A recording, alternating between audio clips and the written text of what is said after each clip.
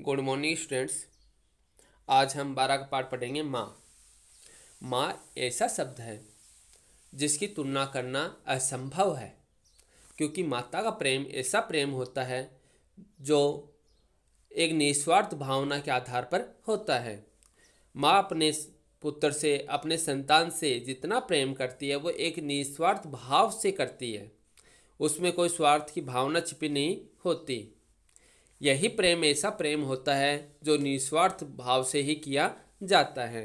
तो माँ अपने संतान के प्रति जो प्रेम करती है, जो वात्सल्य रखती है, वो निस्वार्थ भाव का प्रेम ही होता है। माँ अपने बच्चे को सदैव ही अच्छे संस्कार देती है, लेकिन कई बार बच्चा गलत रास्ते पर चल पड़ता है। माता अपने प्रेम से ही बच्चे को भी प्रेम करना सिखाती है कि वह अपने देश से इतना प्रेम करे कि जब युद्ध की स्थिति भी हो जाए तो वह पीठ दिखाकर वापस से ना आए। चाहे वह शहीद हो जाए, चाहे वीरगति को प्राप्त हो जाए, लेकिन पीठ दिखाकर वापस से ना आए। वह अपने बच्चे को भी देश से प्रेम करना सिखाती है। लेकिन कई बार बच्चा गलत रास्ते पर चल पड़ता है तो ये बात एक माता को असहनीय हो जाती है, और असहन की स्थिति में वह अपने बच्चे को कठोर से कठोर दंड भी दे सकती है। क्योंकि जब बच्चा गलत रास्ते पर जाता है तो ऐसे में बच्चे की माता को बहुत भला बुरा सुनने को मिलता है। यहाँ तक कि उसके संस्कार जो होते हैं उन पर भी लोग ताने देने लगते हैं। तो ऐसी स्थिति एक माता सहन नहीं कर पाती और वो अपने बच्चों को कठोर से कठोर दंड भी दे सकती है, क्योंकि फिर माता अपनी कोख को कलंकित मानने लगती है कि बच्चे ने गलत कार्य किया है। तो ऐसे माता की जो कोख है वो कलंकित हो जाती है। तो ऐसे में माता इस बात को बर्दाश्त नहीं कर पाती और वो बच्चे को कठोर से कठोर दंड भी दे सकती है। तो वहीं इस पाठ में बताया गया है कि एक माता है वो अपने बच्चे से प्रेम भी करती है, देश के प्रति प्रेम करना भी सिखाती है, और जब बच्चा गलत रास्ते पर जाता है तो उसे कठोर से कठोर दंड भी माता दे सकती है। तो इस पाठ में क्या बताया गया है? इस पाठ में लेखक ने क्या बताया है कि माँ एक ऐसा शब्द है, ऐसा रिश्ता है जिसकी व्याख्या करना या जिसे शब्दों में बांधना लगभग असंभव है। यानी माँ शब्द की न तो कोई व्याख्या कर सकता है और न ही कोई शब्दों में बांध सकता है। यानी माँ जो शब्द है वो अपने आप में अनमोल है, अनमोल जिसका कोई मूल्य नहीं होता, अतुलनीय है कि किसी से तुलना नहीं की जा सकती। माँ अपने बच्चों को सबसे ज़्यादा प्यार करती है। ये बात तो आपको ही पता होगी कि माँ है सबसे ज़्यादा प्यार किसको करती है? अपने बच्चों को ही करती है। परंतु जब देश की बात आती है तो वह अपने बच्चों को देश पर न्यौछावर करने से पीछे नहीं हटती। बात जब देश प्रेम की आती है तो माता यही कहती है कि बेटे तुम देश के लिए शहीद हो जाना, वीरगति को प्राप्त हो जाना, लेकिन कभी पीठ दिखा वापस से मत आना।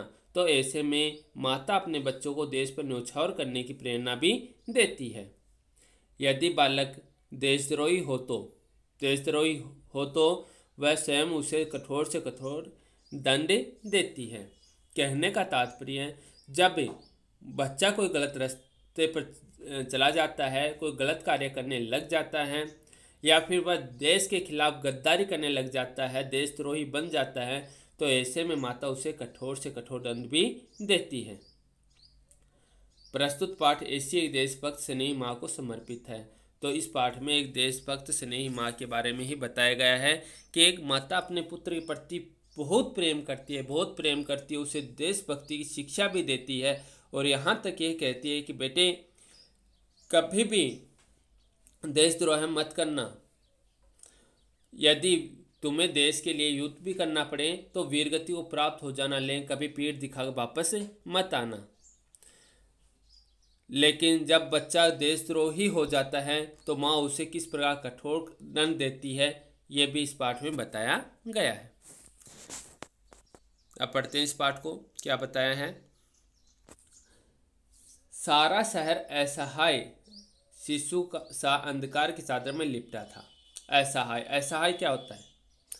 एक शब्द आया असहाय। असहाय होता है जिसकी सहायता करने वाला कोई नहीं होता। असहाय किसको कहते हैं? जिसकी सहायता करने वाला कोई नहीं होता, उसको असहाय कहते हैं।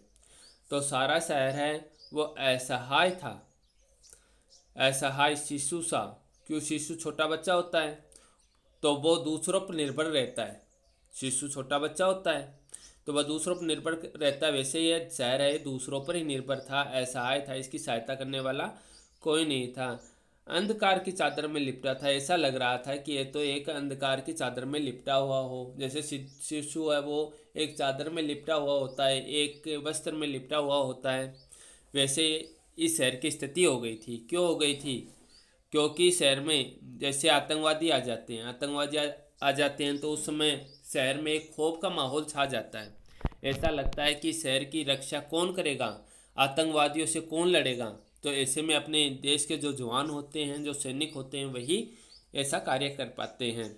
तो यहाँ पर भी ऐसा ही माहौल था कि सारा शहर वह असहाय शिशु सा अंधकार की चादर में लिपटा था। रह रहे लोगों की आवाज़ से शहर कांप उठता था। शत्रुओं ने उसे चारों ओर से घेर रखा था। शत्रु थे, आतंकवादी थे, उन्होंने उस शहर को चारों ओर से घेर रखा था। अब ऐसे में इस शहर की रक्षा कैसे की जाए, ऐसा माहौल यहाँ पर हो गया था। एक औरत सिर पकड़े अपने पलंग पर बैठी थी। एक औरत अपने पलंग पर सिर पकड़े हुए बैठी थी।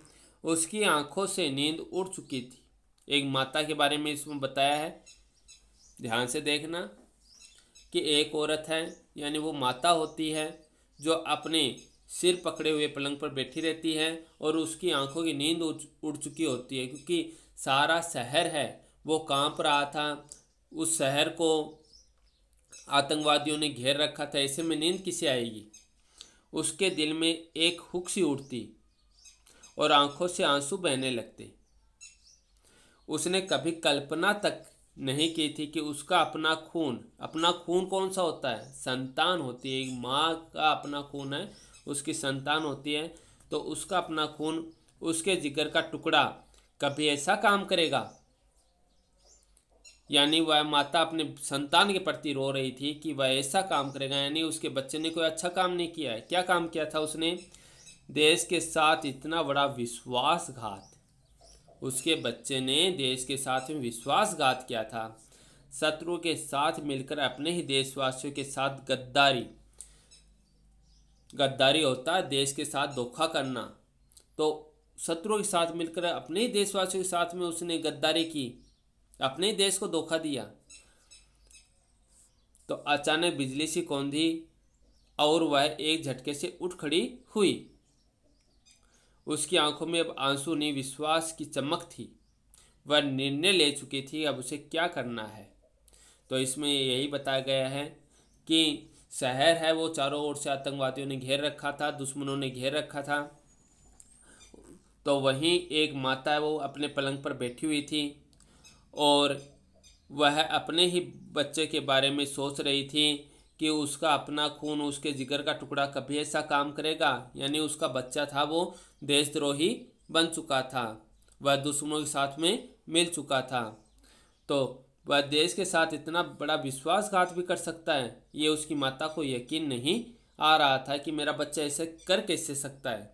क्योंकि संस्कार तो उसकी माता ने दिए थे, अच्छे संस्कार दिए थे, उसके बावजूद बच्चा ऐसा कैसे कर सकता है, ये सोचकर उसकी माता को नींद नहीं आ रही थी। फिर वो ये सोच रही थी कि ये गद्दार कैसे कर सकता है, शत्रु के साथ मिलकर अपने देशवासियों के साथ वह गद्दारी करेगा। तो ऐसे में उसकी माता को नींद तो नहीं आ रही थी। फिर उस माता में एक चेतना जागी बिजली की तरह, और वह उठ करके खड़ी हो गई। और अब उसकी आंखों में आंसू नहीं, विश्वासघात की चमक थी। और उसने निर्णय ले लिया था कि उसे क्या करना है। क्या करना है? सिर से पांव तक काले वस्त्र पहन लिए। वह बुढ़ी सड़क कभी बुढ़ी होती है क्या? सड़क बुढ़ी नहीं होती, नई या पुरानी होती है। तो यहाँ पर बुढ़ी सड़क से तात्पर्य है पुरानी सड़क से। बुढ़ी सड़क यानी पुरानी सड़क। तो सिर से पांव तक काले वस्त्र पहने वह पुरानी सड़क पर निकल आई गश्त लगाने। गश्त क्या होता है? चक्कर। गश्त क्या होता है? यहाँ पर एक शब्द आया गश्त। गश्त होता है चक्कर, ठीक है। तो गश्त लगाने वाले सिपाही ने उसे रोका। तो जो चक्कर लगा रहा था ना सिपाही, जैसे आप इसमें देख सकते हो, ये सिपाही खड़ा है, तो ये चक्कर लगाता रहता था कि कहीं कहीं दुश्मन किसी भी ओर से आक्रमण कर सकते हैं, तो ये चक्कर लगाता ही रहता था। तो ये चक्कर लगाने वाला सिपाही है, उसने इस माता को देखा और रोका और कहा, क्या तुम जानती नहीं बाहर जान का खतरा है? कि तुम नहीं जानती कि बाहर चारों ओर से दुश्मनों ने हमें घेर रखा है, तो बाहर जान का खतरा भी हो सकता है। तो सिपाही ने बूढ़ी माँ को रोककर कहा कि तुम नहीं जानती कि तुम्हें जान का खतरा है, फिर भी तुम यहाँ पर चली आई। तो माता जी क्या कहती हैं? माँ कहती हैं, खतरा तो अब जान रहने में है। वरदा ने धीमे स्वर में कहा। वरदा क्या होती है? बुढ़ी। बुढ़ी को कहते हैं वरदा। तो उस बुढ़ी माता ने धीरे से, धीमे क्या होता है? धीरे, धीमे स्वर में कहा था कि खतरा तो अब जान रहने में है। सिपाही ने कहा, मैं कुछ समझा नहीं, किसकी जान रहने में खतरा है? कि किसकी जान रहने में खतरा होगी? तो नजरें झुकाई वरदा बोली। उस माता की नजरें हैं, उसने झुका ली। माता ने अपनी नजरें क्यों झुका ली? क्योंकि एक माता जब अपने संतान के प्रति कुछ बुरा अपने मुंह से कहती है, तो ऐसे में उसे एक लज्जा महसूस होती है, शर्म महसूस होती है। लेकिन जो बात सत्य होती है, माता वो कहने में हिचकिचाती नहीं है। तो ऐसे माता ने नजरें झुका ली थी और बोली, मेरे पुत्र की, कि मेरे पुत्र की जान रहने में खतरा है। मेरे पुत्र ने मेरी कोख को कलंकित किया है, विश्वासघाती है वह। मैं पश्चाताप की अग्नि में जड़ रही हूँ। पुत्र के स्थान पर अब मैं अपनी सेना के साथ शत्रु से युद्ध करना चाहती हूँ। कि मेरे पुत्र ने विश्वासघात किया, मेरे साथ विश्वासघात किया, अपने देश के साथ विश्वासघात किया, उसने मेरी कोख को कलंकित किया है। ऐसे में मेरे बच्चे का जीवित रहना उचित नहीं है।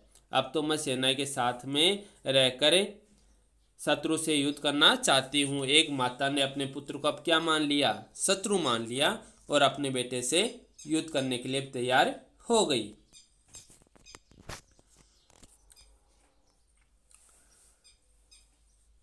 तो सिपाही कहता है, माँ आप वृद्ध हैं कि आप तो बूढ़े हो, आप जैसे देशभक्तों की देश को जरूरत है। हम अब सैनिकों के होते हुए आपको चिंता करने की आवश्यकता नहीं है, आप घर जाकर आराम से सो जाइए, सिपाही ने उसे समझाते हुए कहा। सिपाही ने माता को क्या कहा? सिपाही ने माता जी को कहा कि आप तो बूढ़ी हो चुके हो, है ना, आप देशभक्तों को आप जैसी माता की ज़रूरत है, और हम तो सैनिक हैं, हमें शत्रुओं से युद्ध करेंगे, आपको चिंता करने की कोई आवश्यकता नहीं है, आप घर जाओ और आराम से सो जाओ। तो सिपाही बात सुनकर माता ने क्या कहा? सिपाही बात सुनकर मारियाना की आंखें भर आई। उस माता का नाम था मारियाना। तो मारियाना की आंखें भर आई, उस माता की आंखें भर आई थी।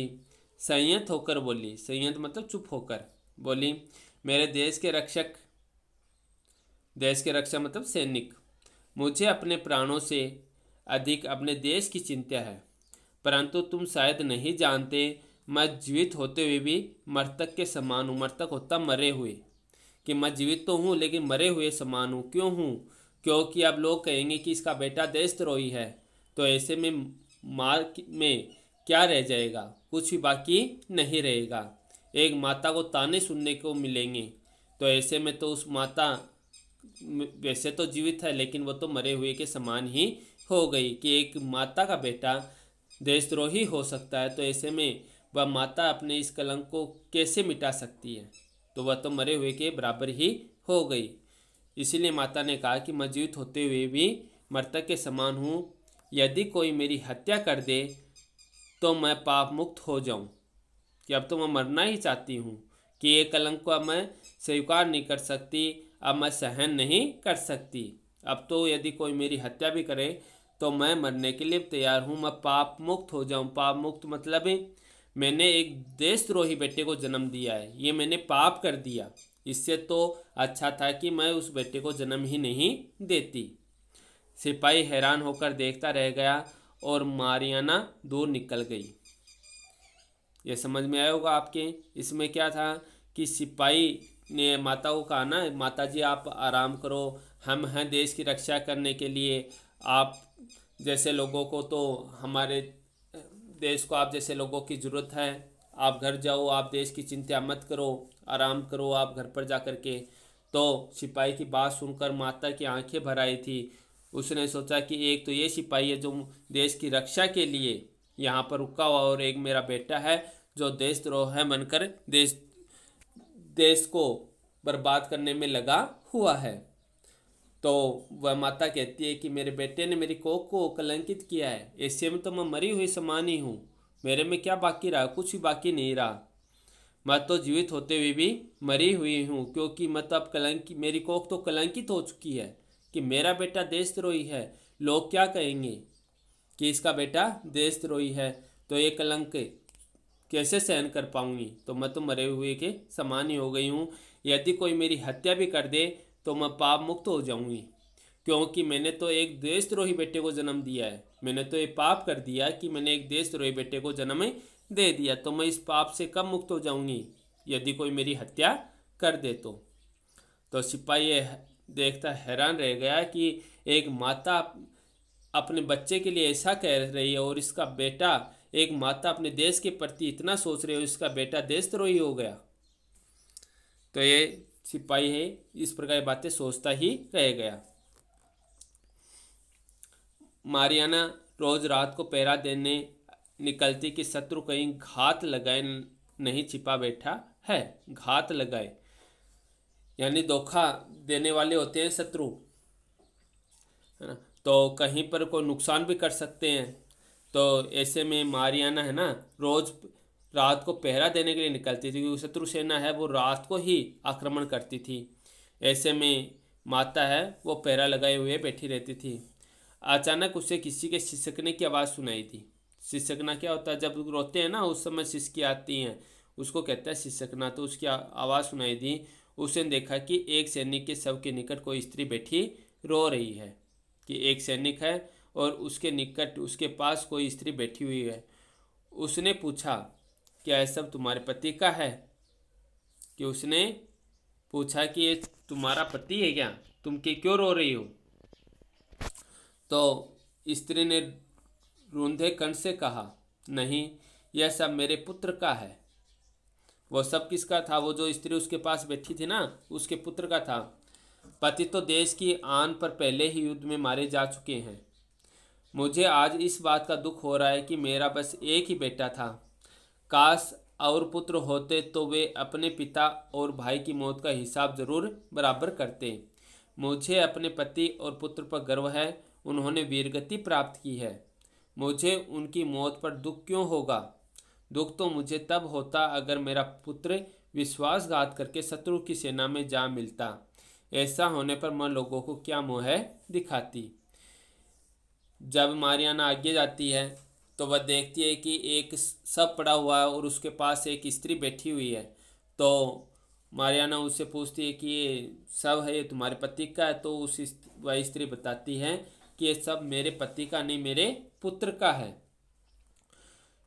पति तो पहले ही देश की सेवा करते हुए वीरगति को प्राप्त हो गए थे, और अब पुत्र भी वीरगति को प्राप्त हो गया। यदि मेरे तो ये एक ही पुत्र था, यदि और पुत्र होते तो अपने पिता और अपने भाई की मौत का हिसाब जरूर बराबर कर लेते।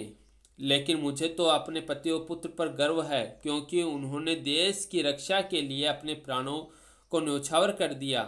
उन्होंने देश की रक्षा के लिए वो वीरगति को प्राप्त हो गए। तो ऐसे में मुझे तो उन पर गर्व है, उनकी मौत पर दुख नहीं है। मुझे तो अपने पति और पुत्र की मौत पर तो क्या है, गर्व है कि वो मरे नहीं हैं बल्कि देश के लिए शहीद हुए हैं। ये तो मुझे गर्व है। दुख तो तब होता जब मेरा पुत्र विश्वासघात करके शत्रु सेना में जा मिलता, तब मुझे दुख होता, और तब मैं लोगों को क्या मुँह दिखाती। आज हम इतने ही पढ़ेंगे, इतना आपके समझ में आया होगा। इस वीडियो को ध्यानपूर्वक देखना और समझना। बाकी का चैप्टर हमें कल पढ़ेंगे। धन्यवाद।